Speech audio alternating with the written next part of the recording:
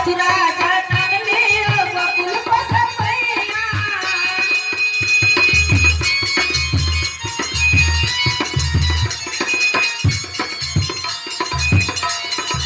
मथुरा जनम लियो गोकुल पसमैया दूधू गो कान्हा के मैया गोकुल में बाजे बजैया जन्मे है तुम्हारे कन्हैया गोकुल में बाजे बजैया देखियो बउआ के मामी छथिन हुनका तरफ से 51 रुपया दान ए बउआ के नाम पर प्राण सवारी रानी महारानी की जय हुनकर बाल गोपाल की जय हे जन्मे है तुम्हारे कन्हैया गोकुल में बाजे बजैया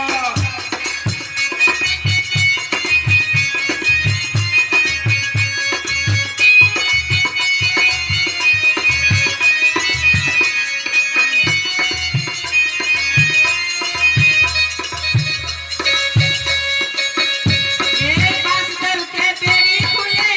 सिकना से पहिया बासुदेव के बेरी खुले बासुदेव के बेरी खुले के पहिया सुती गले सब राशि पहिया गोकुल में बाजे बजे जन्मे है तुम्हारे कन्हैया गोकुल में बाजे बजैया जन्मे है तुम्हारे कन्हैया गोकुल में बाजे बजैया जन्मे है कन्हैया गोकुल में बाजे बजैया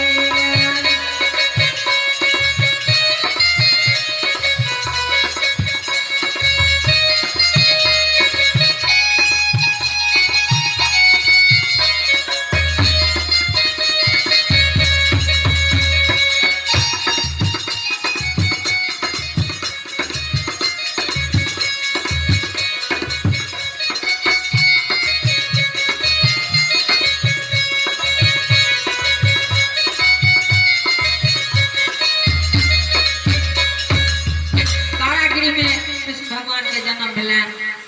कारागृह में देवकी आ वासुदेव दुनू कारागृह में कंस राखि देलकैन किया भेलन से तो 14 बरस के वनवास राम के देने रहती अगला जन्म में केकई माता वह केकई माता देवकी के रूप में एलखिन हुनका कारागृह में हुनका ओकर बदला भेटलैन आ जसोदा माता जे रहथिन से कौशल्या माता के रूप में एलखिन तो दूध पियोलखिन जसोदा मैया आ जन्म देलखिन देवकी माता बदला केकरो ने बदला छूटले संसार नहीं केकरो ने छूटले जुग जुग जिया तू ललना माँ भवन माँ के भाग जागल हो ललना लाल होई है फूल बागती बागल ललना लाल होई है हो ललना लाल होई है फूल बागती बागल माना माने आस लगल हो ललना लाल होई है फूल बागती बागल माने आस लगल हो जुगा जिया तूने बना भावना माँ के भाग जागल हो ललन लाल होई है तूने बागती बागल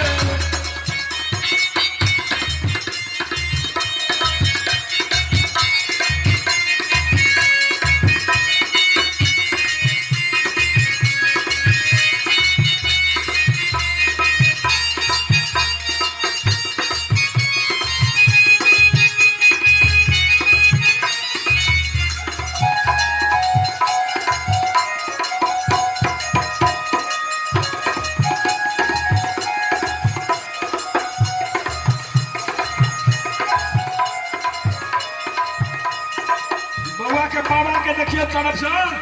खुशी में नाना छिए बाबे कहा गेले नाना छिए गवा गेले फिर नाना बाबा फर्क होइ छै। बउआ के नाना के तरफ से 101 रुपया बधैया में प्रेम से बोलू नानी भगवान की जय। उनकर बाल गोपाल की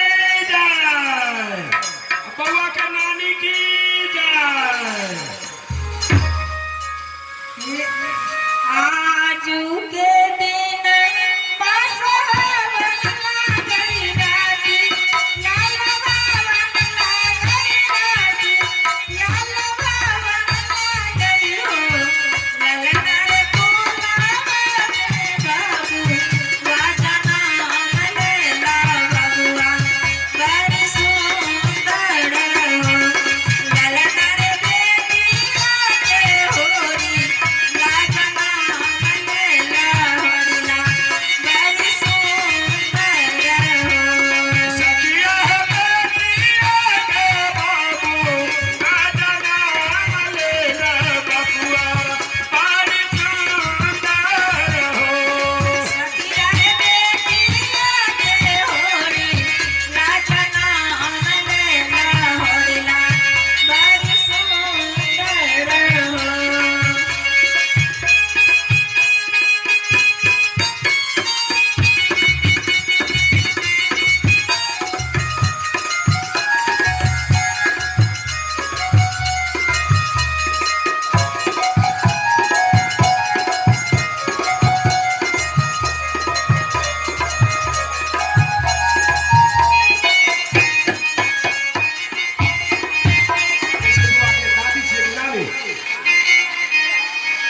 बउआ के नानी के तरफ से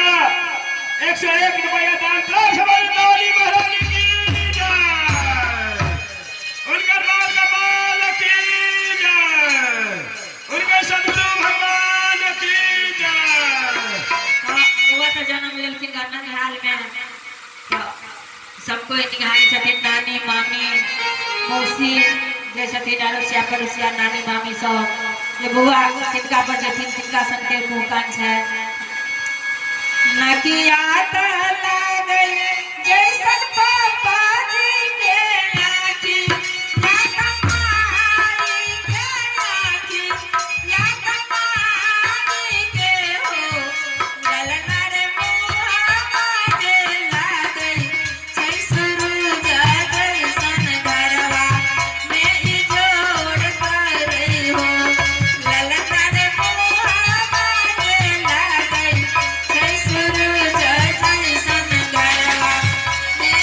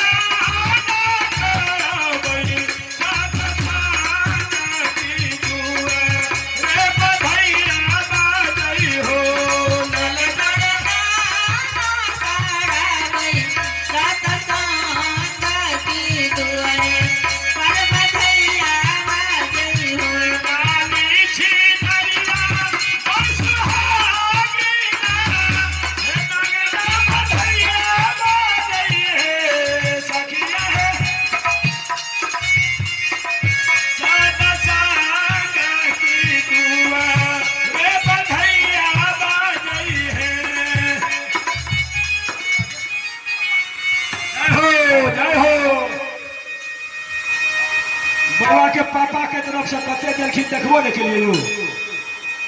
कते छले बउआ के पापा के तरफ से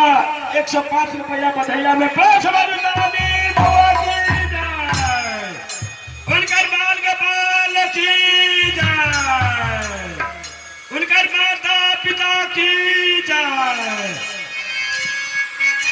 बउआ तो जन्म ले छथिन तो बड़ नीक सोहर होइ छै बधैया होइ छै मंगल होइ छै अंगना दूरा बड़ सुहावन लगे छै लेकिन हमर बहन लोग सब जाने छथिन जे परमात्मा जिनका नहीं दै छनि ओ की बुझथिन दर्द कते दर्द से बच्चा होइ छै तखन व्याकुल रहै छै प्राण जे फेर के जन्म होइ छै हमरा बहन लोग सबके हमरा सब देखियो महिला के जीवन जेना खोद कहै छथिन काट खोद काट खोट खोद खा धरती सहे काट खोट बन रहा है कटु वचन एक संग सहे दूजा सहा न जाए जेना धरती सहे का खोद खा तेना हमर बहन लोग सब माता लोग सब कष्ट सहे छे 9 महीना जे पेट में रहे छे तो हुनका उठत बैठत सुतत खाना खाइत स्नान करे जते काम कर छथिन सब में दिक्कत होइ छे आ तैयो सब काम दिक्कत सहत सबटा काम करे छथिन अते कष्ट सहे छथिन जखन जन्म ले छे बच्चा तखन व्याकुल प्राण रहै छै